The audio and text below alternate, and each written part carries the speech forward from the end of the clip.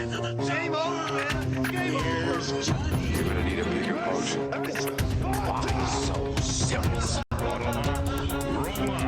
am Iron Man. This is a tasty burger. Welcome to the In Session Film Podcast. Welcome to this podcast review for October 25th, 2023. And I'm JD Duran. And I'm Brennan Cassidy. Hey, thanks for joining us for this conversation, everybody. Brendan, can you find the wolves on this podcast? I'm looking right at him. You're so wolf-like. You're so wolf-like. I try to be. I like wolves. They're You do. You do. You know, Is that so? hunt in a pack. I like wolf walkers. You ever Wolf see that walkers? movie? Oh my gosh.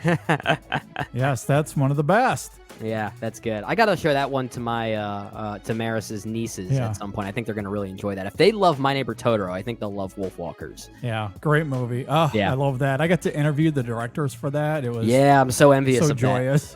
Yeah, that was really cool. However, we're going to talk about very different wolves on this podcast and this review. Yeah. As we finally get to Martin Scorsese's new film, Killers of the Flower Moon.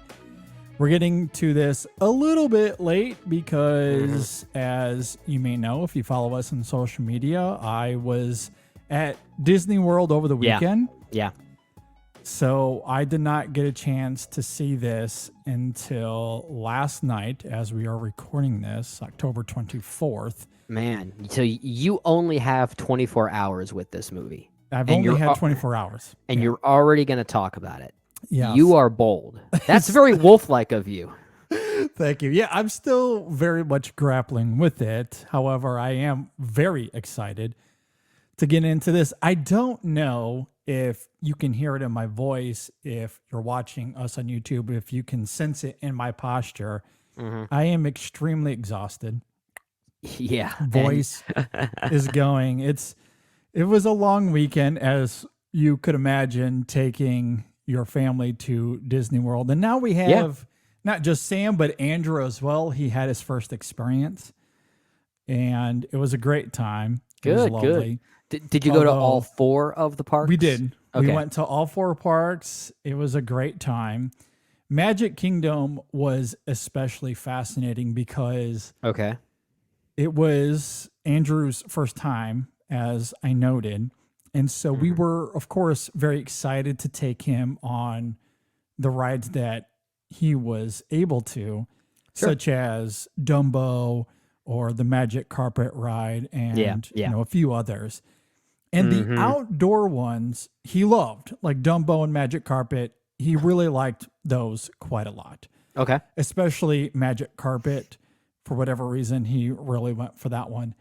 However, the indoor rides, the first one we took him on, we had planned to take him on more, but we took him on The Little Mermaid because that's pretty close in proximity to Dumbo. And he freaked out. And here's why. Because and this happens often, which is why we know exactly what happened. I think, will end up being a night owl like myself. He does not like to go to bed, even when he's overly tired. And of course, a lot of kids are this way, so he's not unique. But when he is overly tired, he's grumpy, he throws a hissy fit. Like, he just doesn't want to go to sleep, even when he's tired. Yeah. Sam was a little bit of the opposite. Okay. We could get him to go to sleep when needed to. Yeah. Andrew just doesn't want to go to bed at night. He doesn't. And he has this routine he goes through where he gets grumpy and he starts, you know, spreading his legs and having his little fussy face. And I say that to say, when we got inside The Little Mermaid and it got dark, he thought we were putting him to bed. Oh, that's hilarious. He thought that we had turned out the lights. So it's not that he was scared of the No, ride. he wasn't scared. That's hilarious. He was not nervous or scared because as soon as we got out of the ride, happy baby all over again. He was thrilled to just not be in the dark. That's amazing. I love that. Because he thought we were putting him to sleep. he was going through not the I'm scared thing. He didn't look scared. He acted exactly as he always does when we're putting him to bed. So basically, he was annoyed. Yeah, he was annoyed. He thought that we were putting him to sleep. And so we were like, you know, this is going to be a core memory when he grows up. He is not going to be a fan of The Little Mermaid growing up. Maybe not. Who knows? We'll see. Because he also did the same thing on People Mover. And that was the real first ride we took him on, because that's one of my faves. And part of that ride, for those that know Disney, you go inside Space Mountain. And it gets really dark in there. And it was the same thing. Like when we were outside on the train, smiles, happy as could be. Nothing could bother him. He was perfect. As soon as we went inside and it got black, oh no, it's the end. Like, I don't want to go to sleep. That's what it was. And so, yeah, that is cute. So that is really cute. We quickly realized he doesn't like the dark because he equates that with going to bed, and he didn't want to go to bed. He didn't want to do that. That's really clever. That's clever parenting, to be able to decipher that and not just assume that he's afraid of the dark. Which I feel like could be the common assumption in a situation like that. No, because even later that night, because we were at Magic Kingdom pretty late, and it gets dark outside. You go through some dark paths and corridors. He was perfectly fine. When there was enough light that suggests that he didn't have to go to sleep. But when it got real dark inside of those rides, it had nothing to do with it.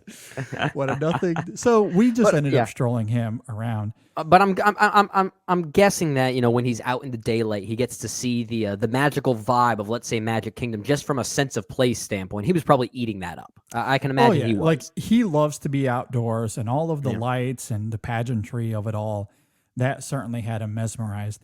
And then with Sam, and I'll say this quickly and then we can get to the review, but Sam is not a night owl, partially because we try to be good parents and don't let him stay out too late. However, this was our second night there. We had a few more days to go, and we had to stay up late because we wanted to ride Tron.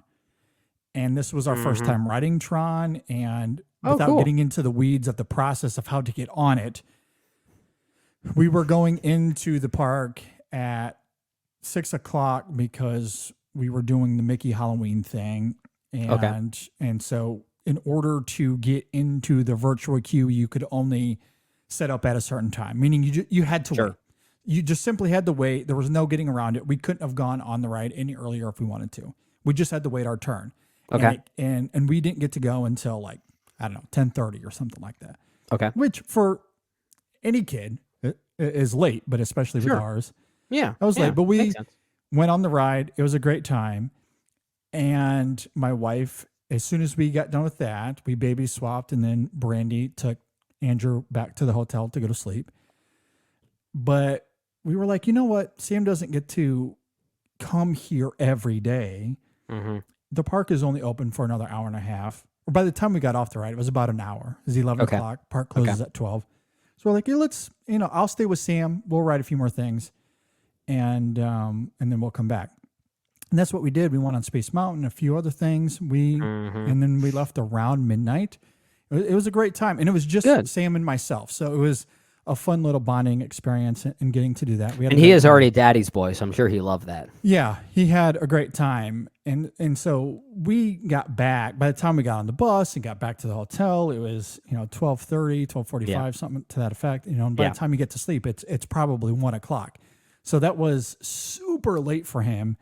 The next 2 days, it was an adventure with Sam. He's still recovering.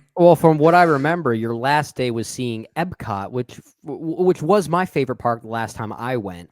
And then when you took the trip back, and then of course you go and see a 3.5-hour movie afterwards. Yes. Oh yeah. I was exhausted. Yeah. We did a half day at Epcot.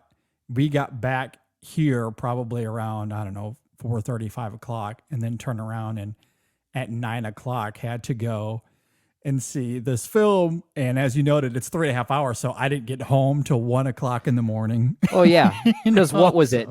Because it's 3.5 hours. That means instead of 20 minutes of trailers, there'll be 30 minutes of trailers. I hate it. I wanted to be like, hey, look, It's 9:00. I wanted to ask the employees, it's 9:00. Can you please just skip the trailers? I was really hoping that they would. I did not muster the courage, but I was close. I really wanted to. Yeah. I don't. At any rate, I did see the film less than 24 hours ago. About 24 hours ago. You made some time for your other family. That family being Scorsese. Exactly. All right. Well, with all of that said, let's go ahead and transition into Scorsese's latest, Killers of the Flower Moon. Of course, directed by Martin Scorsese. It stars Lily Gladstone. Yes, I'm starting there. You're starting with the assumed lead actress. Are we going to talk about that? Is she a lead? Is she a supporting? Because we can get to that at the end. But yeah, it stars Lily Gladstone alongside Robert De Niro, Leonardo DiCaprio, and a slew of others. There's a whole ensemble, but those are the three main characters I'm sure we'll focus on. That's all we should say, because there are a few faces that do show up a little bit later that I feel like are pretty common knowledge. They're at least in this movie if you follow the the film Twitter sphere. But there are certain faces that show up at least in the third act that if you have no idea who's in this movie, some of them will really take you aback. Absolutely. Yeah. And it's interesting because there are some prominent faces, actors you very well know, that, as you noted, are in the last third of this movie, but because of its length, there's 2.5 hours of movie without seeing these characters, and you're like, when are they going to show up in this film? And then when they do show up, they're in it for maybe 45 seconds? Yeah, not very long. That is, yeah, for sure. It is primarily those three. Yeah. And we'll focus on them for the majority of this conversation. If you're not familiar with Killers of the Flower Moon, when oil is discovered in 1920s Oklahoma under Osage Nation land, the Osage people are murdered one by one until the FBI steps in to unravel the mystery. All right, there is so much to get into with this film. Brendan, what did you think of Killers of the Flower Moon? Oh, such a loaded question. Such a loaded question. And I say that because, there was a Twitter topic going around, I think, a few days ago as we're recording this, maybe a little bit over a week ago, talking about how great Scorsese's last 4-film run has been. That this is a man that is in his 80s and is making movies like not just Killers of the Flower Moon, but The Irishman, The Wolf of Wall Street, and Silence all in a row. Now, first off, let me just say the Hugo erasure is absolutely insulting. Yeah. Absolutely insulting. It should be a 5-film run. Insulting. I agree. Yeah. I just rewatched Hugo last night or 2 nights ago. I forget when, but I like that even more than I did that first time I saw it. And I like it more than The Wolf of Wall Street. Well, you're getting into something I did want to talk about, because us talking about Killers of the Flower Moon right now, we certainly have to, because it's top of mind. It's a new release. Sometimes you're obligated to do that, right? In fact, we're even getting at this movie a little bit late, just given our own respective schedules. But the thing is, with Scorsese's latest 5-film run, my immediate opinions have never held true the first time I see these movies. They evolve. They evolve, sometimes for the better, sometimes not so much. For the most part, they evolve for the better. I'll simply say that.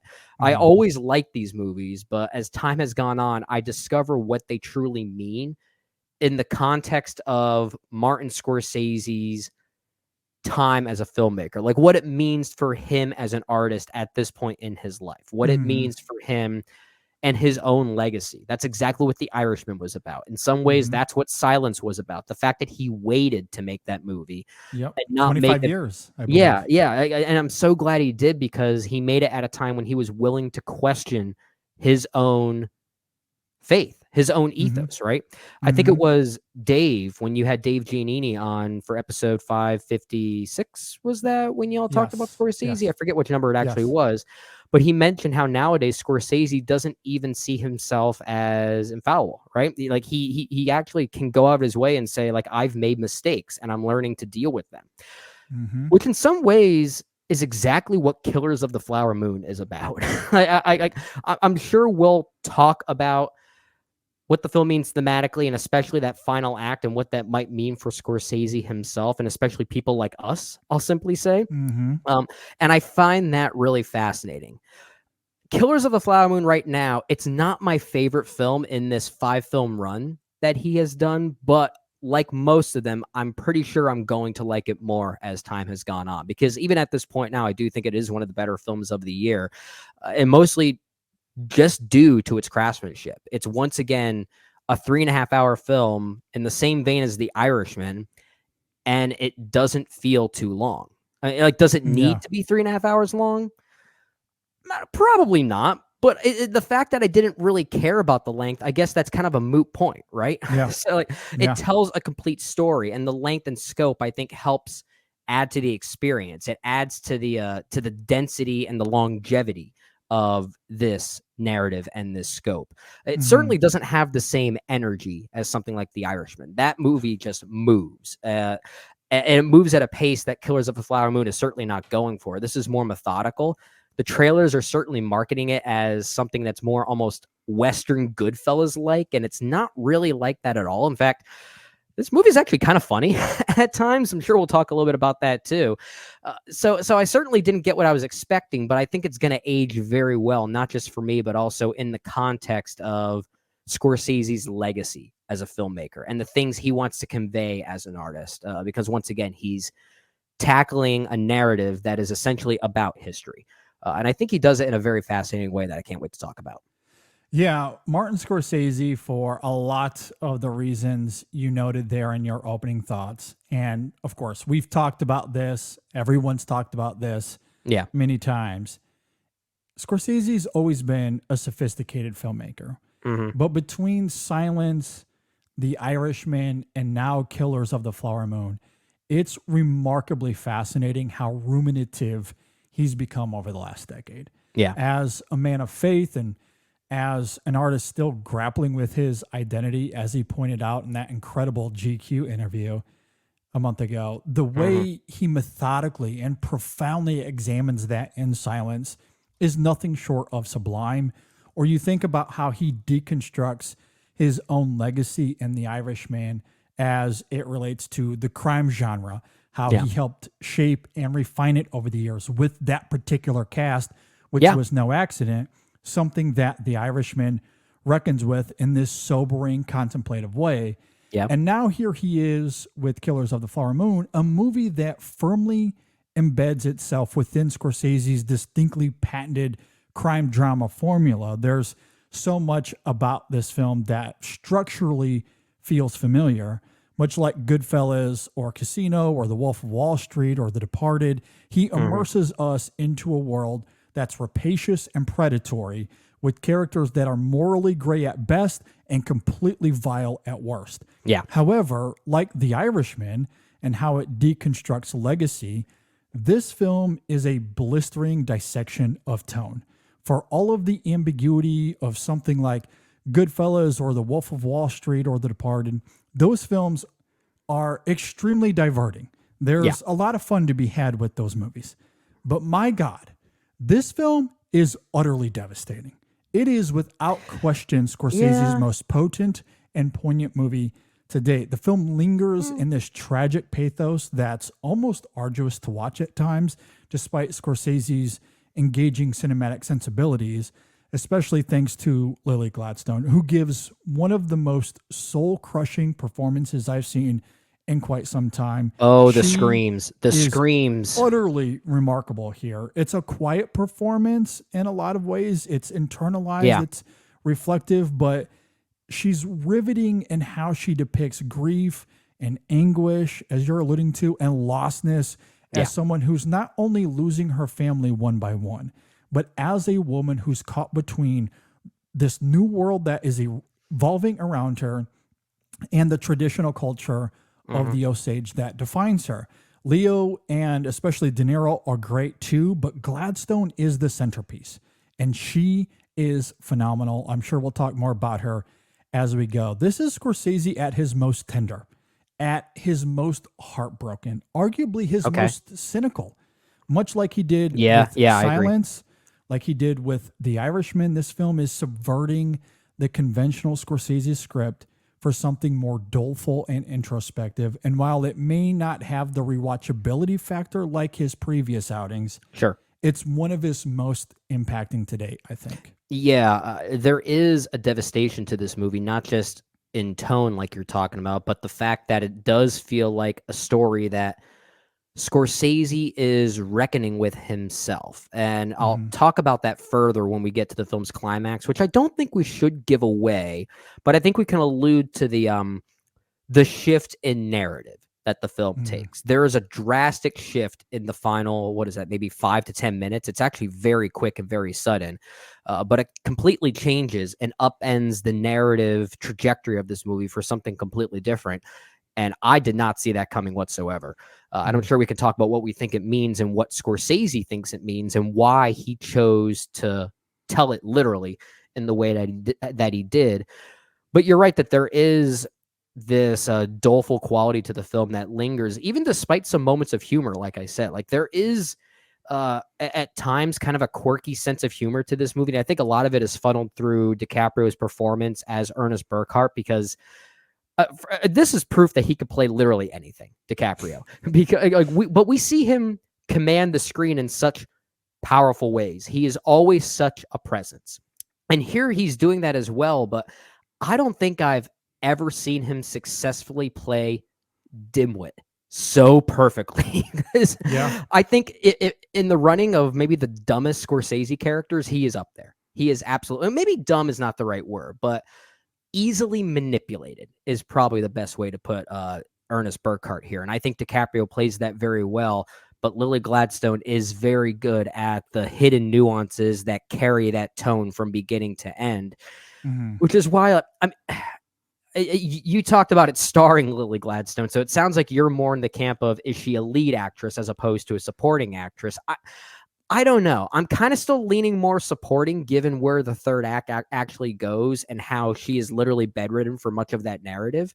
But I do think that's purposeful, because on one hand, it's almost like not her ghost, but her absence is haunting that final act in some ways. But I do think that's purposeful to showcase the dim-witted nature of Ernest Burkhart in some ways, especially leading to that final confrontation that they have, which I did find very powerful. Yeah, I love Molly here, the character that Lily Gladstone portrays. And regarding, is she lead, supporting, it's almost futile to me, but I do understand from an awards perspective, where do you place her? I do agree that in terms of structure, she really is more supporting here. Yeah. But as I noted in my opening thoughts, she's the centerpiece of this film. She gives it so much gravity and heft. There's an angelic, powerful, sobering perseverance that she gives to Molly that I found so hypnotizing in this film. Every scene, she's constantly emulating a layer of conformity and a different world than what she grew up in, while simultaneously having to live on the edge because everyone she knows is dying around her. Admittedly, there's not much to Molly on the page, and maybe there's something to be said about how she could have been more directly involved, but that's why Gladstone's performance is among the best of the year, because she does give Molly immense complexity despite what is there on the page, particularly with these dualities that we get throughout the film, such as her love for Ernest, despite being skeptical of him. She notes early on that she sees him as a coyote. She's very aware of his motives regarding their relationship. There's the privileges of wealth that comes along with being in the Osage tribe. Yeah. But that also puts a target on her back. Yeah. Does she trust Ernest in the end, or is he lying to her? She does evoke suspicion, and while also evoking, a marital love at the same time. Yeah. And of course, while she's forced to conform to this new society, she's always wary of these new settlers arriving to the community, such as what we see in the train scene. There's the doctors later on in the film, other examples as well. So she is always emulating these dualities that are, as we noted earlier, very introspective. It's a quiet performance aside from those few moments where she's wailing. Yeah. But that's what makes those emotional beats so powerful, because they're so surprising. They almost come out of nowhere. They almost come out of nowhere because everything she says, and she is screaming at the top of her lungs with her facial mannerisms. There is one on the staircase. I think you tweeted this, or you quote tweeted it, that someone had posted a picture of her on the cellar stairs. And there's one moment where she lets out such a blistering scream. It's almost more haunting than anything you'll see in any horror movie this year. Well, what I was going to say, because I do agree with that, but what I meant by her screaming, I meant internally. Okay. In terms of her reflective mannerisms, she does scream with this subtlety. It reminded me a lot of Alex Wolff in Hereditary, and how he says a bazillion things without saying anything at all. That's a lot of what Lily Gladstone is doing. However, to your point, yes, there are a few moments where she vocally wails, such as when she's on the staircase, or when she has to try to confirm it's her sister that's dead there in the woods.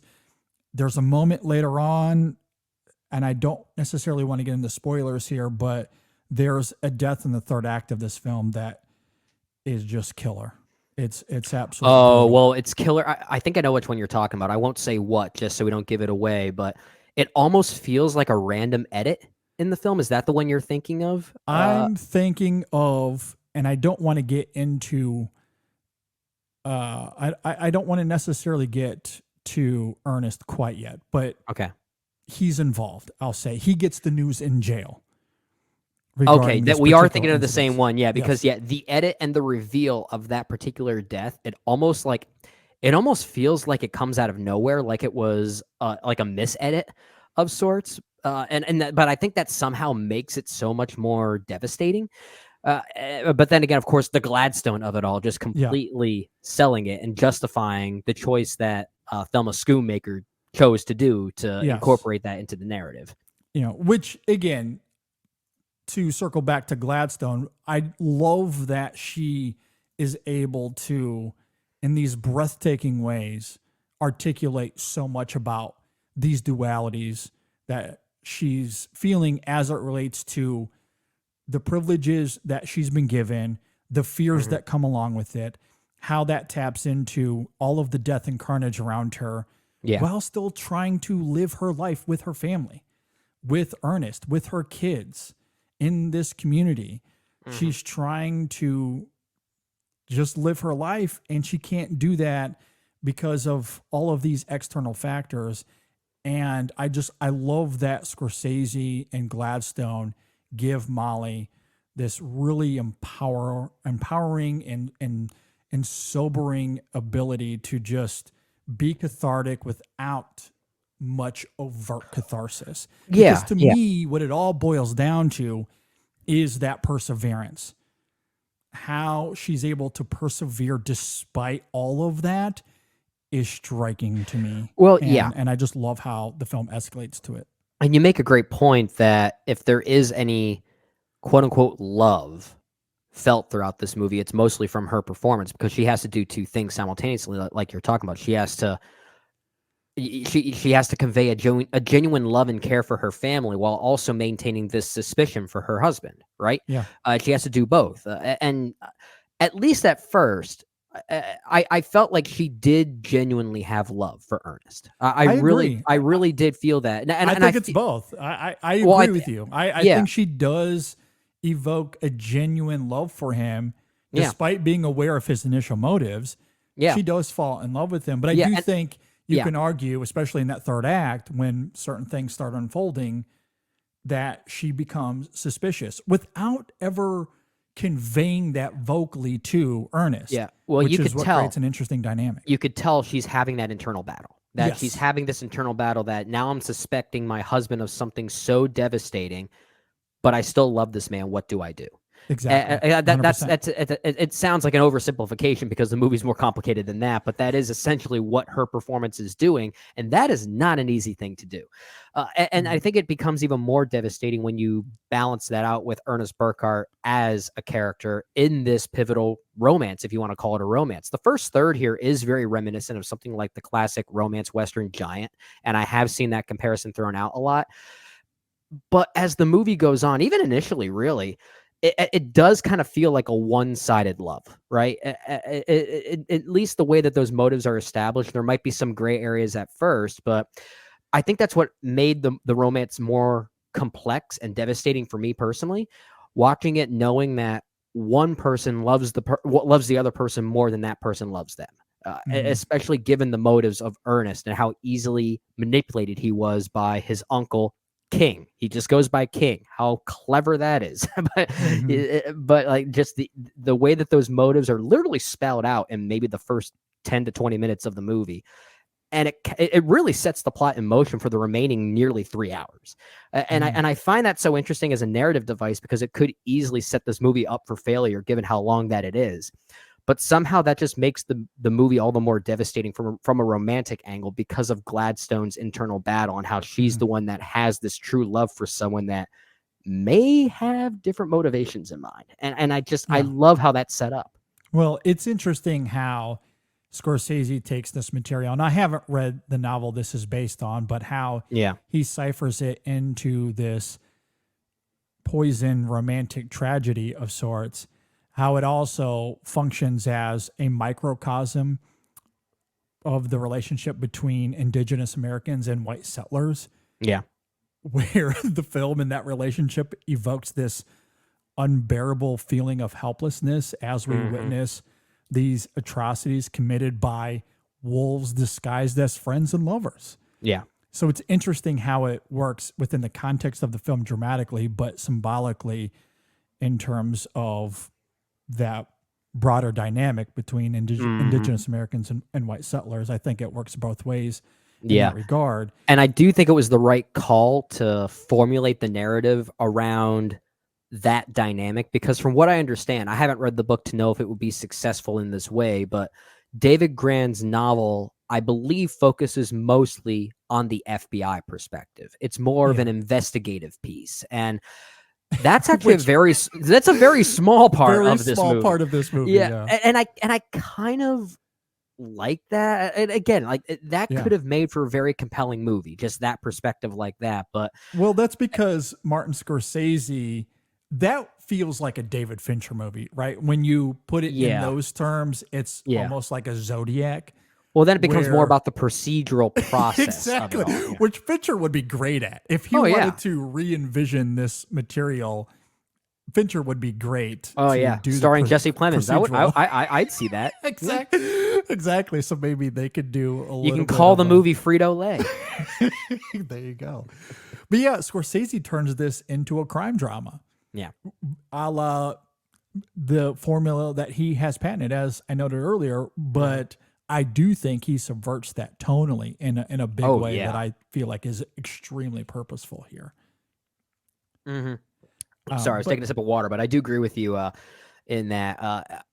But what I think is so interesting, again, going back to the way that he chooses to reinterpret that narrative that was established as something different in that novel as more of an investigative, maybe even journalistic piece.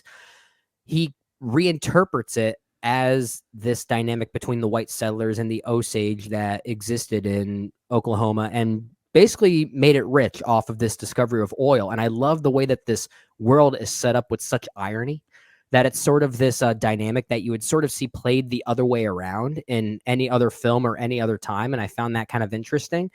And that's never deliberately stated, but it's somehow felt because we bring that perspective into the movie. At least I did. And I thought about that. And then I thought about it even further when the film gets to its climax, which I know we'll talk about later, as if to say, like, Scorsese was setting us up to be tricked along the way. And I found that really interesting. I really did. Yeah, I agree. I do like the way that Scorsese approaches this, even if maybe it's a little uneven in places. But I think there's so much purpose to everything that we see here. And as you noted earlier, the editing of this film is quite impeccable. The pacing of it is immaculate for a movie that's 3.5 hours. I really never felt its length. I didn't either. Felt like it had a purpose here, even if it didn't add as much weight to the film as others. I do think there's purpose to it. I wouldn't have removed anything, really. Well, that's the beauty of editing, is that I said earlier in my opening thoughts that did this movie necessarily need to be 3.5 hours long? Probably not, but everything that this movie portrays, whether it be a certain scene or a certain moment, whatever it is, I don't think you can necessarily remove it. Which, again, like, as much as I love The Irishman, I think there was at least maybe one component in the second act that I thought, I don't know if this is getting a little bit extraneous for where this movie is going, especially when it gets to Hoffa's union influences, right? Like some of the details and the machinations of all that felt more like history for history's sake. And which is maybe my only real knock on The Irishman, which maybe would have shortened it by 10 minutes or something like that. Wouldn't have made that much of a difference. I know, right? I know. But I will say, like this movie feels more methodical and more elongated for those reasons, because of that tone and that pacing. But I think, unlike The Irishman, everything here has its place. Like, I don't think you can necessarily remove any moment from this movie. I can defend why it's here. I agree. And I do want to get into some of the film's more foreboding qualities. As I mentioned a moment ago, this film in many ways is about these wolves disguised as friends and lovers, something that the film does elicit in one scene with Leonardo DiCaprio's Ernest character. And I guess as we get into it, I want to pose this question, and I say this facetiously, so bear with me, but is there any subtext to this film? Because there always is. It's a Scorsese film. Well, I say that because there's so much going on here where Scorsese just wears his emotions on his sleeves, out in the open with a little ambiguity. But I kind of love that. I know there's been some weird debate on this, but Marty has never been endorsing the characters that he portrays. That, at the very least, has always been clear. Yeah. You and Dave talked about that a lot, that none of his protagonists are necessarily heroes. No, absolutely not. And especially with this film, it's very hard to miss the disdain Marty has for Ernest and Hale. The way Ernest reads that line, "Can you see the wolves in this picture?" is vivid evidence of how he feels about him. Yeah. And also, that symbolism is extremely on the nose. Yeah. I don't think for a second that Marty had any intention on giving these guys any credence whatsoever. I do want to talk about De Niro's performance here in a moment.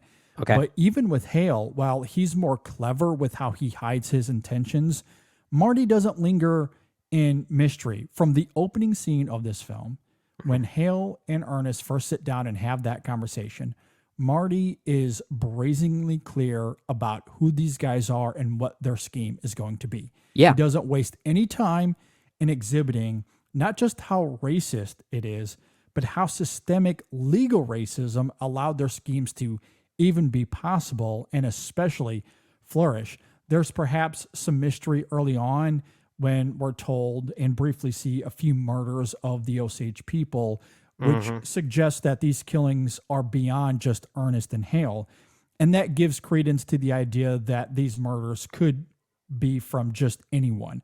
Why Molly wouldn't suspect Ernest and Hale from the get-go, even though she is very aware that Ernest is at least partially in it for the money. Yeah. So I do think the broader scope in those early scenes is necessary, but I do appreciate that once the story becomes more micro, that Marty removes that veil quickly to remove any and all credibility from Ernest and Hale. And look, I've seen some criticism that perhaps leaning into that mystery would be more powerful later on when Molly finds out the truth. But that's where Gladstone's performance fills in the gap. She gives the film vigorous emotional heft, as we talked about earlier, when reacting to the carnage around her, that I think is extremely moving and powerful. But even as it relates to the final reveal of the truth, her subtlety is remarkable because one, she always knew that Ernest was partially involved for the money, and two, the way she takes ownership in that final scene, I still think is very formidable. And when you couple that with just how harrowing and devastating this film is on the whole, how Marty doesn't hold back in demonstrating how vicious and brazen their schemes were, and especially this cameo at the end and how tenderly spoken it is, I think it's very clear that Marty had no intention in being subtle with this material. He bears it all on the surface, and I think that complements his overall subversive sensibilities extremely well. You're getting into everything I want to talk about, especially with the film's ending. Those final 5 to 10 minutes and that literal change in narrative focus that happens, a literal change in framing. Like the film completely shifts its framing device and to something that wasn't even established in the beginning, which is honestly very daring and astounding, but it proves why this story needed to be as blunt and obvious as it was. Because I feel like the overall message here is we as white individuals as well, we're to blame for forgetting this history in the first place. Like that's part of it. And that cameo you're talking about is Scorsese recognizing that he was still part of that problem and he wanted to remedy that, which is what I love so much about this movie, is that it's really about trying to form an alliance with demographics and people that you don't necessarily not even just agree with, but we're all part of different backgrounds, right? The whole point is trying to find that alliance and listen to each other. And that's really what I think the ending is getting at, which is why being as obvious and on the nose as much of this narrative is, sometimes you need to do that in order to convey history that has been lost. It's trying to, much like how Hugo was about preserving lost cinema, this is about preserving lost history and lost cultures. Which is why I think the film needed to be as blunt as it was, especially in that opening, which, like I said earlier, the movie could have easily set itself up for failure by just playing its motivational cards so early like that, right? And in fact, they're played so early and so obviously. The character of William Hale, played by De Niro, he really doesn't have an arc at all in this movie. He is evil, and he ends evil. That is basically his arc. And it's compelling to watch. It's compelling to watch. Absolutely. And somehow that lack of an arc, I think, it allows the intent of the film's messaging to really stick. And I found myself thinking, man, like, this is a great story. Why didn't I know about this? Like who's to blame for that? And I found that really interesting. I agree. I do want to talk about De Niro and his performance here in a moment, but I do want to speak to the ending of this film and what you're talking about there. And I guess as a fair warning, I might give a few things away. I'll try to be vague here, but just in case, if you haven't seen the film, maybe fast forward a few minutes, because I do want to at least bring up a few details, because I do think it is important to this conversation. And I agree with you. I think the ending to this film is astounding, especially when you consider the last three films and how contemplative they've been. We talked about the final shots of silence in The Irishman when we reviewed those movies, and I thought they were profoundly moving given his methodical and thoughtful approach to both of them. And this film is not dissimilar in how he refilters what we had just witnessed the last 3 hours in this reflective, introspective way that just leaves you gobsmacked, because we're forced to reckon with the tragedy of this in a way that is only accessible because of the audience that was willing to listen to it. Meaning that this case gained notoriety in the 1930s because it was recontextualized in a radio broadcast as a way to demonstrate that the FBI, a group of mostly white men, was a force for good. Yeah. And we can... It became a propaganda piece, essentially. Yep. And we can probably assume that the audience that was listening was largely white. Something Scorsese also presumes, given that initial shot, once we transition to this final sequence. And to add further irony to it, this is a story, as you noted, that has been mostly forgotten since the 1930s. Yeah. Not in the public discourse in any way, shape, or form. It's not in school textbooks. And the only way we can get it once again, it has to come from a white filmmaker. Yeah. Something that the Osage language consultant, Christopher Cote. I think it's Cote. Yeah. Cote. Forgive us if we're pronouncing that wrong, but I Yes. believe that's how his last name is pronounced. But he voiced that concern at a recent premiere when he was talking about his conflicted feelings on the film, saying this wasn't for Osage people, it was for another audience. I think inferring probably more of a white audience. Yeah. Though, despite that irony, I do think the sequence and the way it's crafted is kind of funny. You can't help but laugh at it. It is. And sorry to cut you off there, but I'm glad you bring up that interview that Christopher Cote gave, who was a language consultant on the film and still shared his complicated feelings on the final product, saying that he would have loved to see this more from Molly's perspective, right? Mm-hmm. And it would have made for a very different movie, and certainly an honorable movie, and I would have loved to see that as well. Yet, weirdly, I think the movie that we got, it's welcoming that type of conversation. It's welcoming that back and forth. And the fact that Christopher Cote was able to give a response like that, it's almost as if Scorsese is okay with that kind of conversation happening. Because I think it allows us, especially as white audiences, to listen to that perspective and know where the issues then initially stem from. Absolutely. I mean, it's the whole irony of what we get at the end. The only reason we, at least in the 1930s, knew about this was because of a radio broadcast that was, as you noted, propaganda for the FBI. Yeah.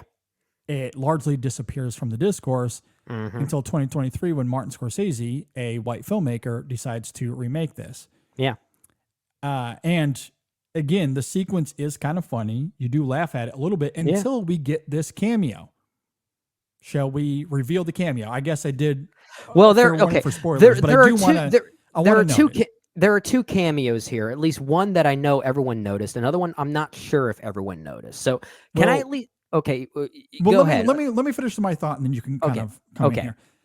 I do want to reveal Martin Scorsese as one of the cameos, and I think that is important because he comes on to the screen and poignantly denotes that this story has largely been forgotten. And when Molly died, there was no mention about the murders in her obituary. And I think Scorsese himself is standing on that stage and once again, somberly, reflectively looking at this story and showing direct reverence toward Molly because he knows that the only reason this movie gets made is because he's directing it. And it stars Leonardo DiCaprio and it stars Robert De Niro. That's why it can't be about Molly exclusively or more about the Osage people because Hollywood would have never have greenlit that. And I think he wanted to in some way acknowledge that. Yeah. And I find that irony heartbreaking. It adds to that tonal subversiveness I talked about earlier, and how that transitions to this final shot, I think is really poignant. I think it is too. Initially in the theater, I was not sure what to make of this entire final scene. At first, I thought, given Scorsese's cameo, as you're talking about, I actually was kind of negative on the experience because I felt like at first what Scorsese was doing was saying, yeah, I'm the one that needs to tell this story because I'm the only one who can, as if it was very arrogant or something. Now, clearly, I've come around. That's not what he's doing. But it's interesting how you can sometimes have a different perspective in the moment and completely shift gears, especially given that final shot that you're talking about that I think really contextualizes the ironic sadness of how this movie had to get made in the first place. So what Scorsese chooses to do is that he made it, as Dave put it in his review at InSessionFilm.com, it's an indictment on all of us. That's what the movie essentially is. Yes. And I think Dave worded that perfectly. His review on InSessionFilm.com is great. I urge everyone to go and read it. But I agree with what he had to say about that because that's what Scorsese's doing. And by making himself appear in that final messaging, that literal final broadcast, he's putting himself in that same position. It makes it personal. Yeah, he's saying he's also part of that issue, right? And I really respect him for that. And that's something I think we need to do more often, is just accept accountability when we've made mistakes, just in a general sense. Absolutely. And I think if he was here having this conversation with us, which would be awesome. That would be great. And if the idea was brought up that, hey, let's let an Osage filmmaker tell this story, he would likely sit here and tell us that would be really difficult to do, because what do we know about Hollywood executives? Yeah. I think we all know the answer to that. The difference is, could we realistically see that nowadays? Sadly, no. Would we like to see a movie like that? Absolutely. Absolutely. Of course we would. Yeah. And I'm sure Scorsese would give that same answer. And unfortunately, the only way we're going to get that is if A24 steps up and maybe they'll turn this into IP now. Yeah, who knows? I think he's smart enough to know that he wasn't the right person to tell Molly's story or offer more up on the Osage perspective. So instead, he focuses on what he does best, and that's emphasizing the tragedy through his crime drama cipher, but being more ruminative and open with his character's intentions, thus allowing the film's emotional wallop to bubble on the surface constantly. That was really the only thing he could do here. And given that very small needle he's got to thread, I think he did it as impeccably as he could have. Which is, he does it so delicately, even though this final scene is not really that delicately portrayed. It is pretty blunt. It's jarring, but I love that it's jarring. Yeah, I think it needs to be, for the simple reason to emphasize the fact that this history has been forgotten. I think the most powerful line in that moment is, there was no mention of the murders. And you alluded that too. The way he says it, it's not even the phrasing of it. It's not even what he says. We are, in a lot of ways, aware of it already, because most of us, if not all of us, walked into this movie knowing nothing about it, sadly. Yeah. It's not in the discourse. It's not in the school textbooks. I will repeat that over and over and over again, because it is insane that is the case. Yeah. But it is. Yeah. And he gets on stage and just very tenderly, poignantly reminds us that, yes, this is history that's been lost. She dies, heartbreakingly so, and there was no mention of it at all. It's devastating. Absolutely devastating. He says it so heartbrokenly. Actually, a good performance. It really is. And that's why, going back to my opening thoughts, I talked about how this is a subversive flip of the coin tonally for him, given that crime drama cipher. Yeah. And that is certainly a part of it. There's so much to this film that is heartbreaking in terms of what we see, in terms of the violence. Yeah. But I think more than anything, it comes down to that last line. There is a tender, heartbroken quality that suggests to me that Scorsese was devastated. He reads this book and is devastated that no one knows about this. Yeah. And I think that's why it's also equally his most cynical movie to date. Yeah. Yeah. And it's hard to blame him. I bet he's addressing that cynicism head on in some ways in that final scene, as if to say, it's a shame that we don't know this, so I'm going to make a movie about not the why, but the fact that those of us, especially those of us who are white, to put it as bluntly as possible, are part of the reason why it's been forgotten over time. What can we do to fix that? And you're right. The ending does deliberately go out of its way to showcase a mostly, if not all, white audience during that radio broadcast, as well as everyone on stage being white. And this is why I want to get into the second cameo. And I don't know if you noticed this, or if you went on the IMDb page to see who was all on stage there. In order to make it so obvious that this is an indictment on the white community, you bring up an actor like Jack White to be on stage. Well, not an actor. I mean, he is partially an actor, but he's mostly known for the White Stripes, the Raconteurs, and the Dead Weather. Yeah, sure. But Jack White, who is also one of the whitest looking people alive, happens to be one of the people during that radio broadcast. I mean, you don't get more obvious than that, which is I think that's where that cynicism and that sense of humor comes out as well. And I weirdly appreciated that. So I had to call attention to that as well. I thought that was pretty clever, if that was Scorsese's intent. Yeah, regardless, it's extremely affecting and poignant, and I love how contemplative it is. These last 3 movies, we've seen Scorsese take a very different turn.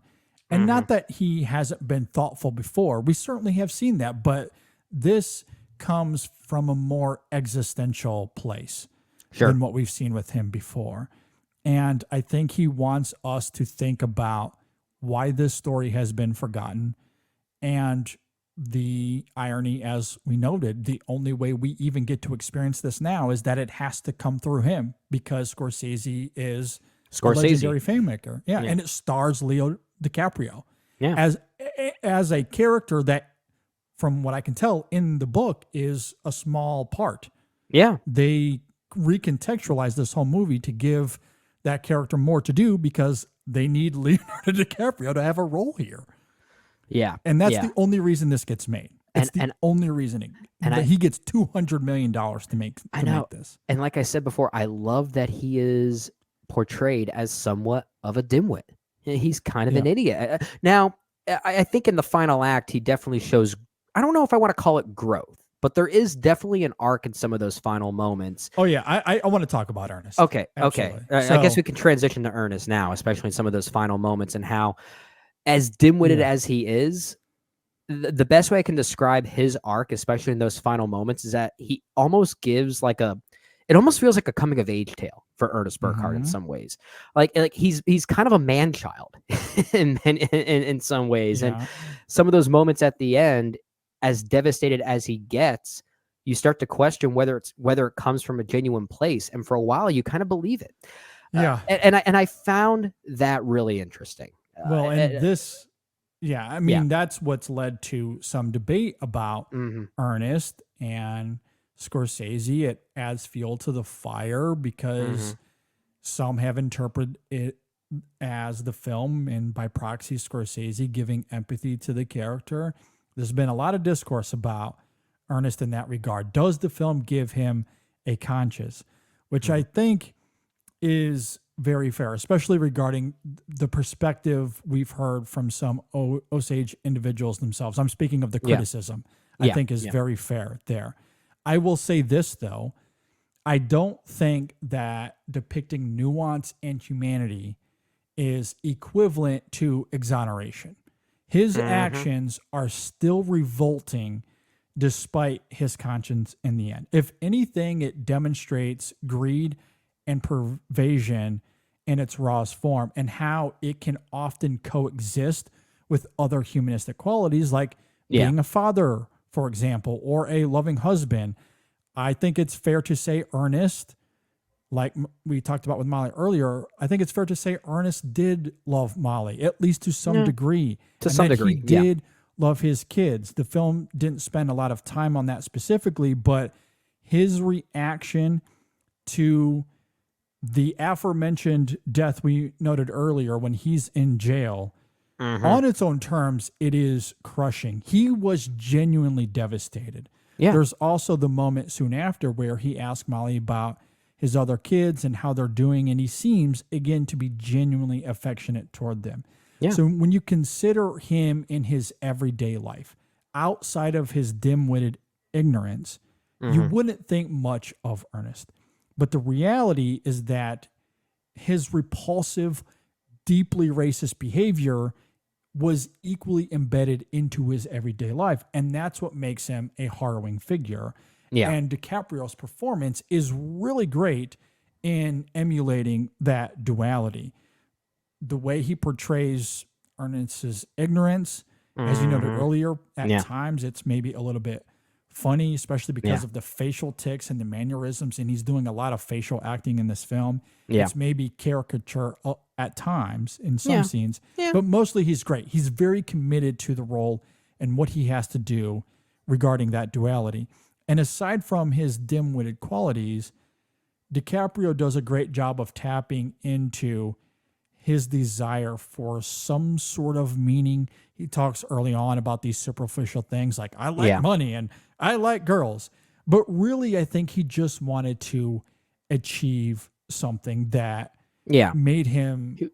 He was just latching onto those vices as a way of achieving something, but deep which down, his uncle was willing to give him. Yeah, absolutely. So he found an easy way out in there, and I understand those criticisms that you're bringing up as well. The way that his art crystallizes to suggest that there was genuine love and care for his family. At least he learned to, I guess, find that. Right? He was through this journey. He was able to find that, even if for a fleeting moment.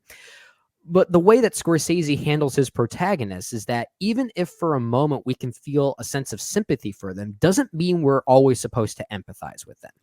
And I think that's what's happening with Ernest in that moment. Just because we recognize that there is a genuine moment of love that he is evoking for someone else, doesn't mean we're still supposed to root for the character. As simple as that. And I don't think Scorsese is necessarily asking us to. I don't think so I think if anything, it adds layers and complexities to Ernest. I agree. I agree. And I noted earlier that there really isn't much ambiguity to this film because of the lost history, because of the violence of it all, that Scorsese came out swinging. For the lack of a better phrase there. But the one ambiguity of the film I do find interesting is this dichotomy of love and fear with Ernest. Because on one hand, I do think that he did love Molly. I don't think that was all an act. For example, there's a scene where they're having dinner with Hale and they announce that Molly is pregnant. Yeah. And Ernest doesn't understand why that's a problem, why Hale is not happy with this news. He, speaking of Ernest, is genuinely excited. I mean, they had 3 kids together on the whole. That doesn't happen if you're just playing a role, especially because we do eventually see how much he loves his kids as well, as I noted. Or later on, when he's administering the shots, the insulin shots, he's clearly reveling in some sort of guilt. Yet, on the other hand, because of his fear of Hale and because he's so deeply involved in their schemes, that he does commit to the scheme as it relates to Molly, which is, of course, the whole point from Hale's perspective, to infiltrate their family and take their wealth. But it really isn't that simple for Ernest. And I do think there's some psychological ambiguity there regarding Ernest and his understanding of that contradiction. And I can understand how that duality could make Molly come off as naive, given how obvious all of this is to the audience. But again, that's where Gladstone fills in the gaps for me, as she's able to articulate Molly's confused but suspicious outlook without spelling that out to the audience. I think she's really great in evoking why she would believe Ernest. But again, as we noted, as things play out, she does become suspicious. But I do love that duality in Ernest, or that ambiguity rather, because that's a contradiction. He doesn't fully latch on to that. No, he's definitely confused, to put it as lightly as possible. I couldn't help but think of, this is going to be a weird comparison, but I couldn't help but think of the final restaurant scene from Mrs. Doubtfire, where Robin Williams is going back and forth between roles, and at one point he forgets who's who. So that's kind of Ernest Burkhardt's situation, at least by the midpoint here, because he is playing 2 roles in many ways. He's playing the role of his uncle's slave, if you want to call it that, and then there's loving husband, and there's a moment where there is a blurring of those lines from his perspective, even if it doesn't start out that way. The motivations are clearly trying to gain an acceptance from his uncle and a path to some form of rich righteousness is basically what he's going for. But that then evolves into something else, sort of. And I love that Scorsese does it without asking us to feel empathy for this character. We're still supposed to feel kind of repulsed by him because he is playing both those roles. Absolutely. It does not exonerate him at all. Yeah. And I think this comes through. I love how that duality comes through in a couple of different ways. One of the most striking images of the film comes in this sequence where he is injecting Molly with another insulin shot, but he's feeling so desperate and guilty and also love for Molly that he poisons himself in order to share in that suffering. Yeah. That is intercut with the Hale character setting fire to his ranch in order to get insurance money. Yeah. And you see how these two characters, despite being connected in the scheme, are totally antithetical to each other as it relates to their humanity and where they see themselves in the world. And the resulting visual is nightmarish and hellish. It is some of the best cinematography I have seen all year, hands down. It is remarkable. I think it is also DiCaprio at his best because certainly his slimiest. He's able to maintain that ignorance, but I think there's something about how he taps into that guilt and desperation that does evoke some sort of psychological or spiritual wandering as to his place in all of this. Yeah. Where he's having to battle those two roles at, for him at his most anguished. And I think that's why he partakes in the suffering with Molly, because he's in his own way. It doesn't equate at all, but in his own way, that is the only way he can feel that same pain with Molly. Yeah. But again, despite those humanistic tendencies, it does not exonerate him. Same thing with the news he gets in the jail cell. Yeah. You hear that, he wails, and as a human being, you understand why he feels that way. Does it exonerate him? Absolutely not. We're still repulsed by him. And I think Scorsese is very intent on showcasing how he doesn't understand how he put himself within that contradiction. But there are ramifications to the choices he made, even if he doesn't understand it. Yeah, it reminded me in a very weird way of a scene from Paul Thomas Anderson's The Master, where I was thinking about what would be a great top 3 topic. Jail cell scenes between two legendary actors where they're both doing completely different things. Because that is this moment between DiCaprio and then De Niro and how he responds to this devastating news. And I guess this is somewhat of a transition to De Niro's performance simultaneously, because what I think makes Ernest Burkhart and his quote-unquote arc so complicated is how DiCaprio's performance is juxtaposed by De Niro's performance. Yeah. As if you want to criticize his performance for being one-dimensional, sure, you're not wrong, but I don't see that as a criticism. We've talked about that. Mustache twirly villains. Yeah. No longer a thing for me. But I love in that jail cell scene when there's a genuine reaction out of Ernest, that devastating reaction, and you believe it. You've got William Hale, aka King, in the other cell saying things like, "Oh, I feel for you. We should say a prayer." It's like, you don't believe a damn word you're saying, dude. You just don't. There's no generosity, nothing genuine about what you're saying. I mean, De Niro must be having, I hate to say it this way, but he must be having so much fun playing one of the most slimy characters of the past 10 years. De Niro is phenomenal in this film. I think he is absolutely riveting. Hale is this incredibly sly, clever mastermind. And it's even more disturbing because of how genuine and sincere he is to the Osage people. I think of the moment early on when one of Molly's sisters is dying and he approaches her and shows her warmth and love. Or there's the moment where he offers up $1,000 of reward money to catch the murderers. Of course, we know there's more going on there. Or maybe most notably to me It's how he talks about the Osage people to Ernest, even when it's just the two of them. Yeah. He still talks in reverence and in love, like he actually cares for these people, which may all be an act because of Ernest's ignorance. But even when they're not around, when Osage characters are not around, he still shows this weird admiration to them. Really, the only thing he says is that their time is up.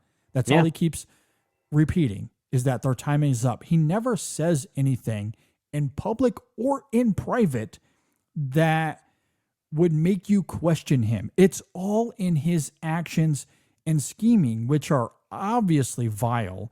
He's willing to kill at all cost, even his own family, and that's what makes him terrifying. He uses everyone around him and disposes them as if they're nothing, which isn't new per se as a character convention, especially for Scorsese. No. Which is where De Niro comes in, because he takes that idea and he gives it menace in his performance. The way he evokes reverence, I think, is incredibly benevolent.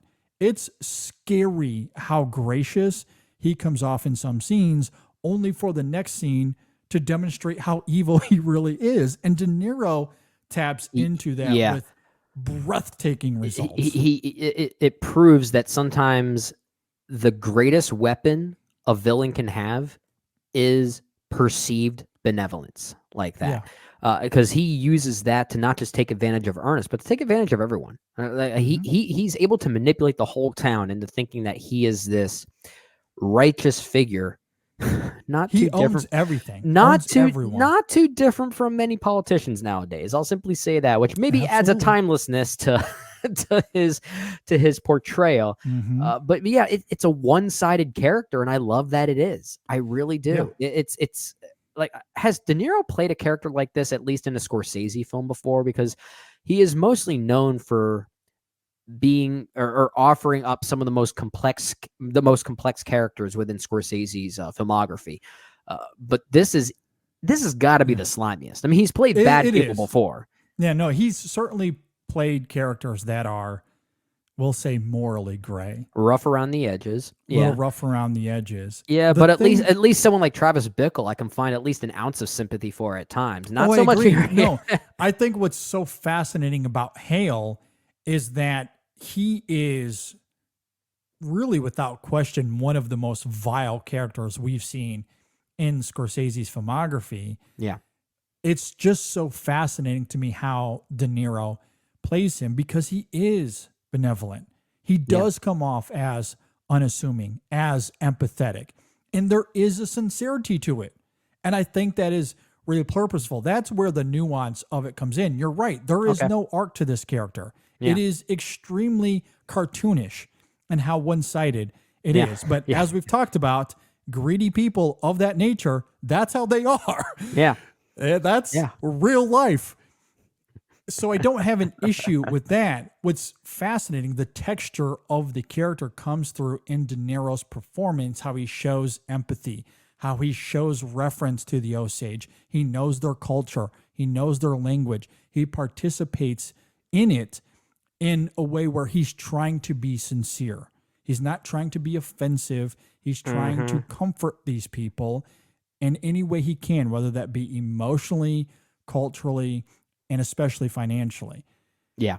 He wants them to believe in him in some sort of way, when the reality is quite the antithesis of it. And again, I love how Scorsese is not subtle about this. We learn about him in the opening scene when we first meet him, and nothing changes. Nothing changes. That is his character established right from the get-go, and mostly holds true to that for the rest of the entire film.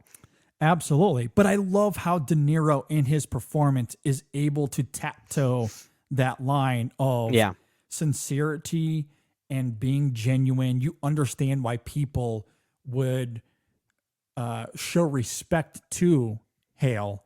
While behind the scenes, he is nothing but a conniving mastermind who is very sly and very clever, and he knows how to work the system. and it is extremely. He's not dumb, and that's what makes him even scarier. Absolutely, Good movie. Good Him movie. and Ernest have almost nothing in common.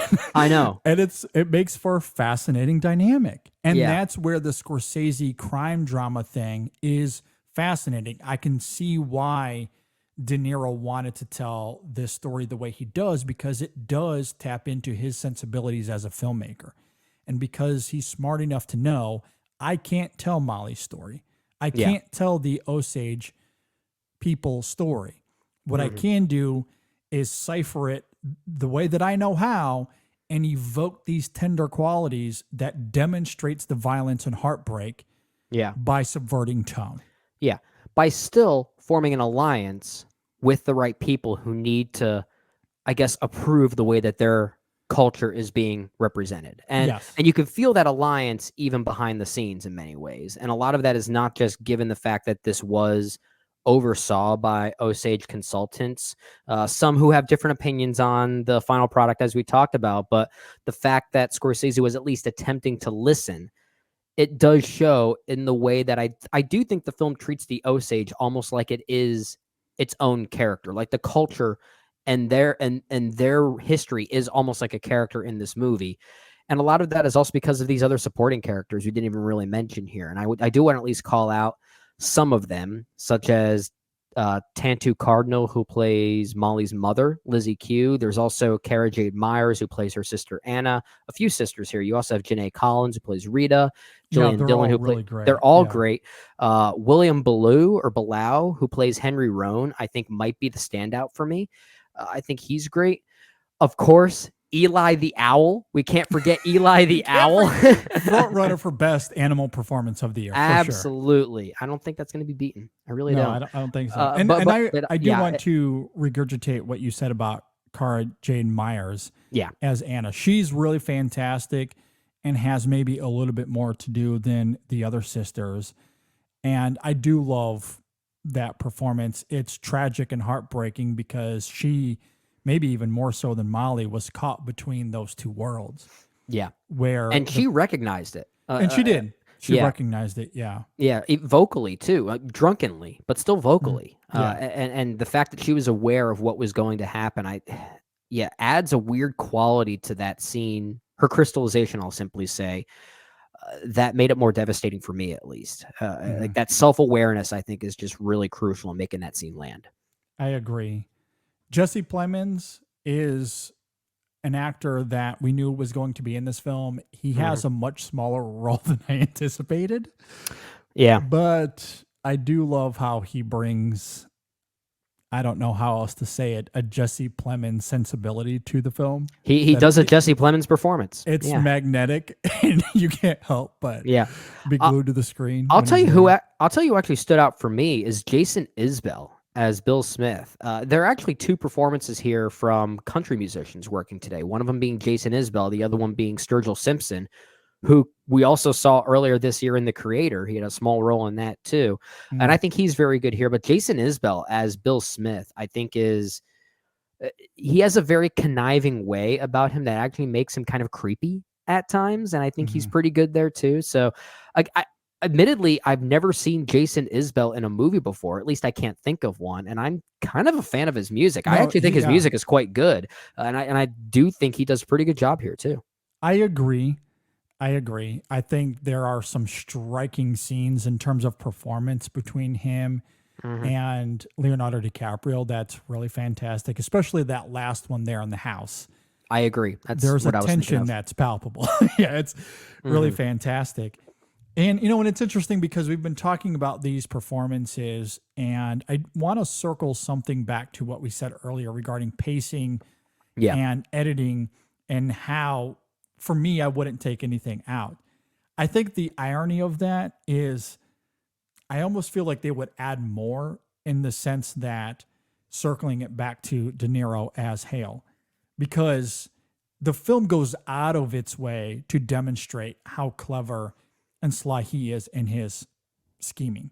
Yeah. The mechanics of who dies at the end because they are in some way tethered to Hale is really incredible. The film gives us so many details that I think are really great from a writing and direction perspective. However, the one question I have, and maybe I missed it, maybe you can speak to it.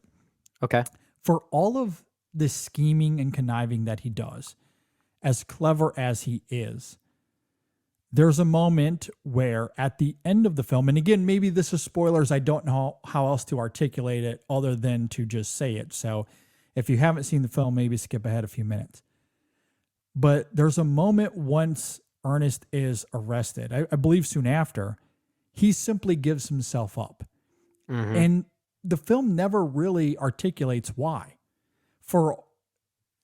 There's a moment where he says, I have the best lawyers. Very Trump-like. I have the best lawyers. Mm-hmm. And I'll be able to get out of that's all he speaks to. But in that moment, he doesn't suggest that he's going to give himself up or that they're going to be arrested. Maybe the film is alluding to the fact that he knows they're screwed. Maybe that's what it is. I think at least from Ernest's perspective, I kind of just went along with the ignorance being the definition for any action he makes. I'm speaking about Hale because you're speaking about Hale. Okay. Yes, I'm not talking about Ernest. I mean Hale. Okay. There's a moment where Hale speaks to, I have the best lawyers. Yeah. When speaking. Yeah, okay, I know what you're talking about. Okay. And so that's the only thing the film does to allude to the fact that he might be aware of how screwed they are, but that's not direct. We don't know that for sure. That is a little ambiguous and in a way that I don't know that I like, because ultimately he turns himself in and we never know why. For a guy that was so clever about detaching himself from every shred of evidence, why would he just turn himself in? That to me is a little questionable. Weirdly, I think it's clearly the biggest mistake that Hale makes in the movie. Yeah. But at the same time, I feel like it's, if anything, it kind of felt in character to me that Hale would fully believe that he is going to get off the hook regardless. Yeah. And that's where I was okay with it, because I think at that point he still believed that he had Ernest in his back pocket. If there's one moment where Hale realizes, okay, I might be in trouble, is that final moment he has with Ernest, where Ernest says, I'm protecting my family. And I think that's the moment where maybe he realizes, oh shit, I might be in trouble here. And I think that's what it is. Like, it weirdly didn't feel out of character, because it almost felt like it was De Niro's way of suggesting that, my arrogance is going to get me out of this. I'm fine. Yeah, and maybe that's what it is. It just felt a little odd to me because he was so meticulous with how he skimmed his way to disassociating him from everything that could indict him. And that could be part of the strategy. Maybe he realized contradictory to just turn myself in. Maybe that's part of the strategy. Maybe he thinks that running or trying to hide from it would indict him even more, make it seem more obvious that he's complicit in something. So probably the best thing. Why go out of your way to kill all these people, to disassociate yourself if you're just going to turn yourself in? I think because he still had Ernest in his back pocket, that it didn't really matter. Okay. And from that opening scene, his goal in getting as far as he did was clearly to use Ernest as his pawn. Okay. Ernest was his pawn. Yeah, for sure. Yeah. There's no doubt about that. Yeah. And I think everything else that preludes what we're talking about here, I think is clear. Mm-hmm. I think it manifests in a way that's dramatically inviting, and obviously it adds to the tragedy of the film given the consequences of their actions. Yeah. I think this is the only part of the film that is a little unclear, where there's ambiguity in a way that I'm not entirely sure of at the moment. I hear you. And maybe a rewatch will help remedy that unclarity, but that's really my only nitpick of the film from a storytelling perspective at this point. I think that's fair. Like I said, it still felt in character that I didn't really think much of it. But again, like, there's obviously a purpose as to why it was portrayed that way. And I'll certainly be, I'd like to see it again to try and uncover what those smaller purposes are that you obviously can't get on the first watch of a 3.5 hour movie. And I don't disagree with the idea that it's in character of Hale to walk into the sheriff's office and go, oh, for some reason, I guess, I'm a wanted man, but, go ahead and take me in. I don't want to cause any trouble. Like, I understand that idea. I also feel like it contradicts everything that came before. So I don't it's know. Yes and no for me. Okay. I'm a little bit back and forth. Anyway, that's a small thing in the grand. Oh yeah, you're talking about 30 seconds of a 3.5 hour movie. Man, this movie sucks, doesn't it? I know. So many mistakes. All right. Any final thoughts on Killers of the Flower Moon? All right. Well, calling attention to at least a few individuals here. I did mention Thelma Schoonmaker. You got to mention Thelma Schoonmaker when you're talking about a Martin Scorsese film. Mm-hmm. Edited to perfection. Always is, always will be. The cinematography by Rodrigo Prieto. Amazing. Having a hell of a year right now, Rodrigo Prieto is. Yes. And the music here by Robbie Robertson, which at first, I'm surprised it worked for me because it really shouldn't have. That opening theme that plays over the really the entire establishing shot of the movie. It kind of has like this Southern grunge kind of vibe to it. It almost feels very 1980s or 1990s in a way. Like it kind of feels a little musically out of place for the time period being portrayed here, and yet I was bobbing my head to it. It grooved. It absolutely grooved, and then the rest of what he's doing, I think, does maintain momentum and have a sense of place here. It's really interesting stuff that he is doing. So I did want to at least call attention to those names behind the camera who add so many great things to not just this film, but who have worked with Scorsese in the past before. And I think this is a well-crafted film for all of those reasons. I guess the last thing I'll say is I know I'm going to have differing opinions on this movie as I ponder on it and then I see it again, because that's just the nature of this era of Martin Scorsese. Every one of his films from this latest 5-film run, I've liked them all every time, but I've liked them differently as time has gone on. Really, the only one I continue to like less as time goes on is The Wolf of Wall Street. That is the only one. And right now, that might not even be top 20 Scorsese for me. And I still like it. Yeah. And not to be fair, I have not seen every Scorsese film. Some of his smaller films, like let's say Boxcar Bertha, or there's another one that was New York, which I know some of these Kundun, for instance, from the 1990s. Like some of these movies are harder to find, and I admittedly haven't seen them. And some of these other ones, like a movie like Bringing Out the Dead with Nicolas Cage, I haven't seen in years. Sure.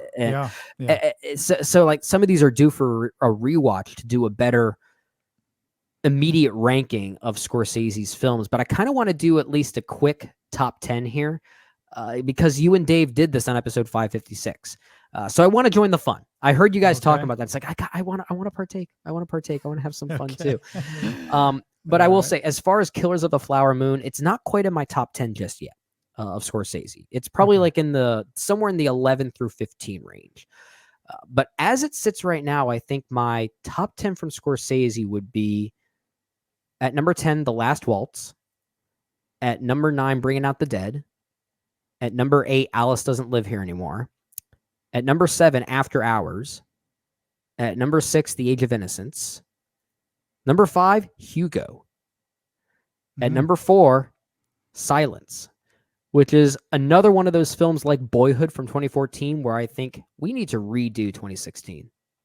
We need to redo that year, because I don't think either of us had Silence in our respective top 10s for that year. Well, I think partially because, if I'm remembering correctly, we got the film so late that by the time we did our year-end list, it was at the last second as the bell was ringing. And I think for me, it was hard to figure out where I really wanted to place it when we were seeing it so late in the process. At the time I saw it, my thought was, this is nowhere near my top 10. That was Silence is one of those movies that I have loved more and more as time has gone on. I was a little turned off by the ending, the fact that's the other thing I wanted to denote here, because not only did we get that film late in the process for that year leading up to our top 10 discussion, I also struggled mightily with that ending. I think everything up until the epilogue is a masterpiece.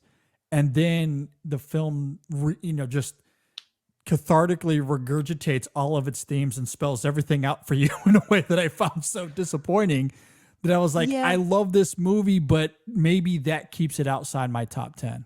Well, in a way, rewatching the film, it didn't bother me as much on a rewatch. It kind of added to the almost like Christianic poetic vibe in a way, as if it's faith being told to us. And I don't know. I guess it kind of helps knowing that the perspective is a little bit blinded by those final moments, which I kind of appreciated. So I don't know. I found myself more willing to defend it than I initially did.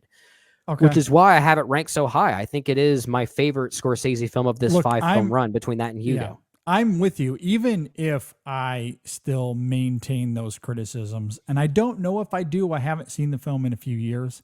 Mm-hmm. It's still top 5 Scorsese for me. I'm with you. I believe when we did that exercise on 556, I had it at number 5. But on any given day, that could shuffle up to 3 or 4 for me. Yeah. Depending on how I feel, but I love it that much still, regardless. I forget exactly what your top 5 was, but yet again, weirdly, we probably have very close to the same top 5 because you said Silence was your number 5 and it's my number 4. My number 3 is Goodfellas, which I know was somewhere in your top 5. 4 for me. My number 2 right now is Taxi Driver. Same. And then my number 1 was The King of Comedy. Same. Yeah, so that's at least 4 crossovers. And I have The Irishman at number 3. That's our only disparity there. Right now, I have that at number 11. Okay. But again, a lot of these are due for a rewatch. A movie like The Age of Innocence, I haven't seen in a long time. I mentioned Bringing Out the Dead. Same. Even Raging Bull, I haven't seen in a long time. And that's another one that's kind of sitting in that 11 through 15 range right now. That is one I know is due for a rewatch to see what else I can gain from that one. But to be fair, there's really nothing here I would actively say I hate. Maybe Gangs of New York. That's really the only one I don't care for. Yeah, I don't love that one. Either. No, but I don't think that's really Scorsese's fault. You and Dave even talked about the Harvey interference of that movie, and there is something felt that I don't think Scorsese wanted. I feel like there was a lot of tension behind the camera, and it comes through in the movie in a way that I don't think helps it. Yeah, I agree. There are maybe a few that I'm kind of lukewarm on. Like The Aviator, I am not in love with.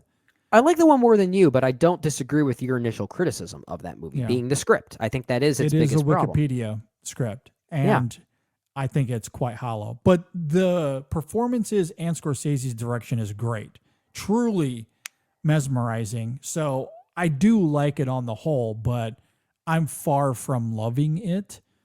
Yeah. Maybe you could say the same thing about Shutter Island. There are a few things that keep me from loving it, but I still find that thrilling. I want to love Shutter Island so much. And, we just got done talking about David Fincher. And on that episode 557, during that retrospective, I talked about how I don't care for Panic Room because I think it's David Fincher's direction that gets in the way. That's exactly how I feel about Shutter Island. Like, as much as I love Scorsese and how creative he is as a filmmaker, it's his direction that bothers me the most of Shutter Island. And it's because I sense so little of Scorsese in that movie. I sense him doing other directors' work, which is, if that's what his intent was, then it's hard for me to criticize the movie because then the movie technically succeeds in what it's trying to do. That's not something that works for me. I when I see a director's work, I still like to see their imprint somewhere in there.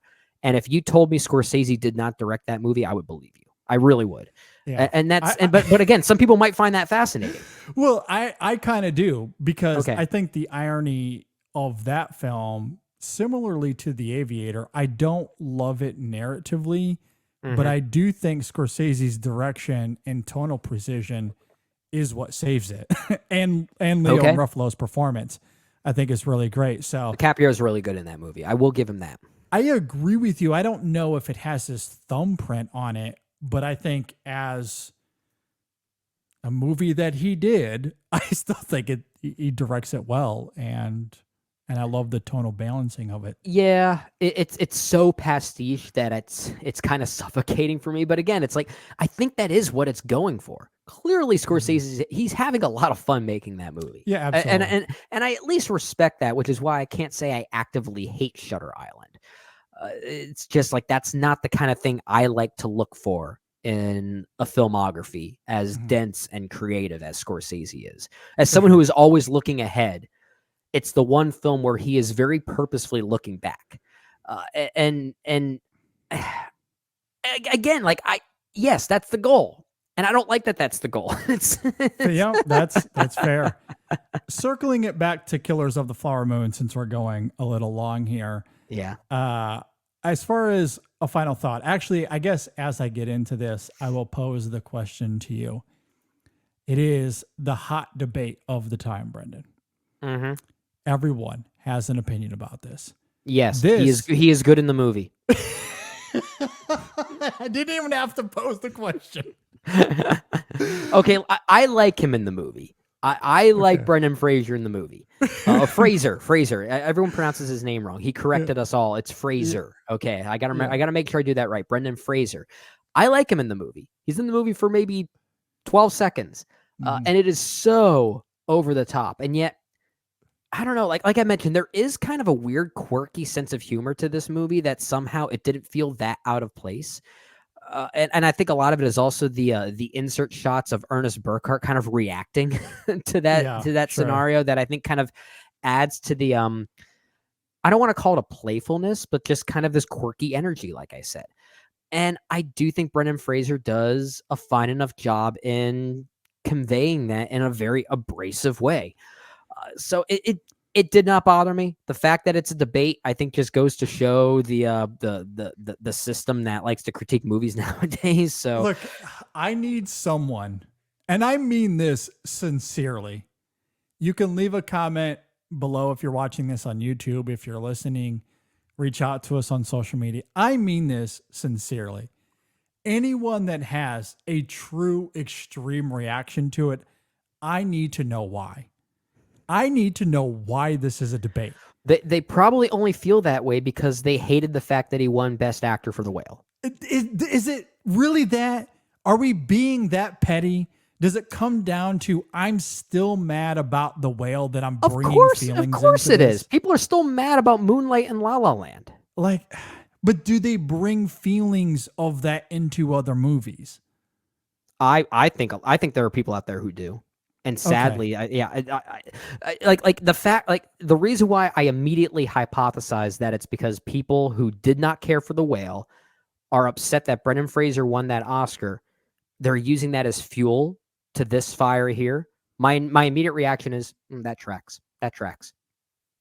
Yeah, I want to know because this is a movie where, as we noted, it is 3.5 hours. Okay, that's a long time. That's a long movie. 3.5 hours. Brendan Fraser's total screen time is maybe 42 seconds. Yeah. If you add it up. 2 scenes. Yeah. Maybe 42 seconds. And I don't think that it's a great performance. I've seen much worse. Yeah. Also, getting hung up on it either way is extremely, deeply baffling to me. I truly do not get it. I need someone to explain this to me. Please. It's baffling to me as in I can't relate. But like I said, like I am not surprised if someone comes to me and says, "Oh, Brendan Fraser was so bad in Killers of the Flower Moon simply because I hated his win for The Whale." Like if someone were to say that to me, it's like, okay, I'm not surprised because I know people are going to say that. Okay. And like, can I relate to that? No. Do I find it baffling that people could think that way? Yes, absolutely. Yeah. Do I find it surprising? Not necessarily. And look, this goes both ways. Even if you think he's great with a capital G in this film, it doesn't impact the movie that much. If you think this is the worst performance of all time, it does not impact this movie at all. 42 seconds in a 3.5 hour movie. Why is this a thing? It's like if it comes down to the awards thing, I don't even know where to begin. Well, you know that awards are the sports match of the movie world, so of course it's going to be like that. I truly need someone to articulate this because it is. I'm trying not to say that it's the dumbest thing I've ever heard, but because I want to be sensitive. It's up there. It's up there. This is a hot debate for a lot of people, so I'm trying to be sensitive. I don't want to say that you're dumb for feeling a certain way, but I am baffled. I truly do not get it, and that's where I'm coming at this passionately. Sure, I'm passionate about why we're getting hung up on something so minute and irrelevant. That's fair. Like, come on, people. Look, there are so much more to talk about with this movie. Why do we even care? Anyway, it's a talking point. It sounds clickbaity. And you know how clickbait sells these days. Anyway, Leo DiCaprio, Robert De Niro, and Lily Gladstone are in this movie for more than 42 seconds. Yes. I can mathematically verify that. I might need to confirm that. I need to fact check you on that one. I think it might be 44 seconds or something like that. Look, I think there's a genuine conversation to be had about, is Leo a little cartoonish? Is he a caricature at times? We can have that conversation. For sure. You talked about Robert De Niro. It's one note on the page. I kind of like that. Yep, for same the here. reasons we talked about. Look, we can have a conversation. Is Lily Gladstone in the film enough? Should she have been in it more? We talked about that as well. Look, all of those are valid talking points. Criticize or praise that all day long. I get it. Yeah. I get it. Brendan Fraser, come on. We're better than that. Here's what I'll say. Hot take. Nice guy. Nice guy. Yeah. That I know I need, and again, I'm being serious here. I need someone to do a study, a social study on the incredible turn on Brendan Fraser from being guy that I love, that I'm champion. He was blacklisted unfairly from Hollywood. We are rooting for you in your comeback to get this guy out of my movie. I hate him. If someone is going to do that study, I hope they do it as quietly and cryptically as possible, as to not call attention to themselves, because all that's going to do is add fuel to the fire even further. Baby, truly astounding. Mm-hmm. Like, and again, I get it. He didn't give a performance that you loved. Maybe he shouldn't have won the Oscar. Mm-hmm. Okay. And I agree. He shouldn't have won the Oscar. But to get all riled up and completely turn on this guy, carry that baggage into this movie. It's what movie people do nowadays. And I use that term loosely for those watching on YouTube, because movie people don't really exist anymore. Yeah, I don't. Fandoms exist now. That's a different thing. Don't get it. Don't get it. Truly don't get it. Brendan Fraser, nice guy. He has a nice first name. Nice guy. I'll simply say that. Absolutely. Anyway, email us incessionfilm@gmail.com. I would truly love to hear from you, or hit us up on social media. Okay. Anyway, Killers of the Flower Moon. I really liked it. I think it's one of the best films of the year. It has some of the best performances of the year. I will quickly reiterate what you said regarding Scorsese's direction.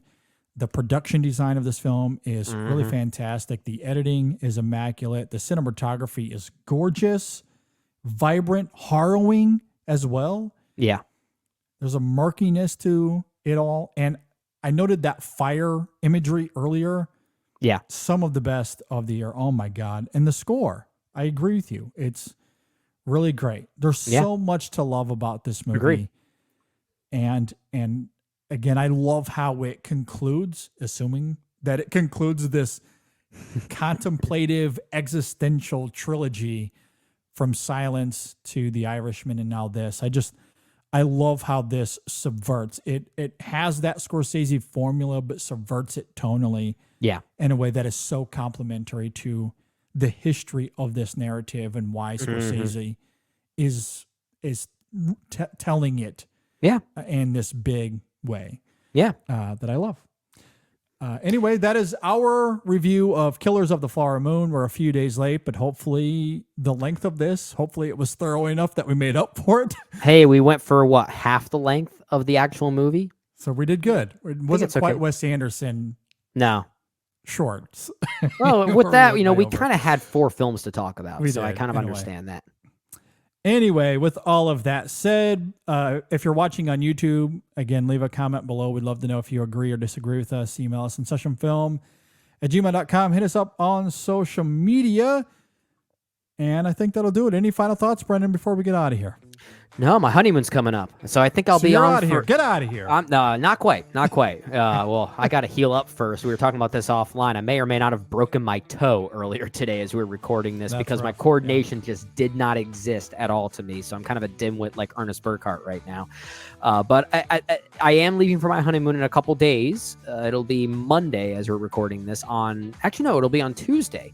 On Halloween, we're actually flying out to Aruba. So the plan is that I'll be here for one more review, but our good friend Dave Giannini will once again be covering me for at least, I guess, 2 main shows from a timing standpoint. Yes. So once again, appreciate his help backfilling while I'm gone, and I can't wait to hear what content you guys come up with. Absolutely. Very much looking forward to that. Have a great time, my friend. Yeah. Enjoy it with the wife. I'm sure you guys will. We'll have a great time. We booked our dinners at the resort for each day, and we got everything put in place there. We did have some flight complications that we have to fix tomorrow. That it always happens. It happens every time you have to fly somewhere. Yeah, there's always some complication. They put you on a new flight without asking you, which gives you the right to complain, and maybe you'll get something kind of free out of it. So, we'll see how your time away. We'll hold down the fort. I'm looking forward to getting Dave back on, and we'll certainly be excited when you get back. So, in the meantime, be sure to subscribe to the show either on YouTube, Spotify, Apple Podcasts, however you listen. Leave us a review, all that fun jazz. Thanks for listening. Thanks for watching, everybody. We'll see you next time on the In Session Film Podcast. Oh, Lily Gladstone. Oh, that Oscar's coming. Yeah. Hopefully. Do you see the wolf on this podcast?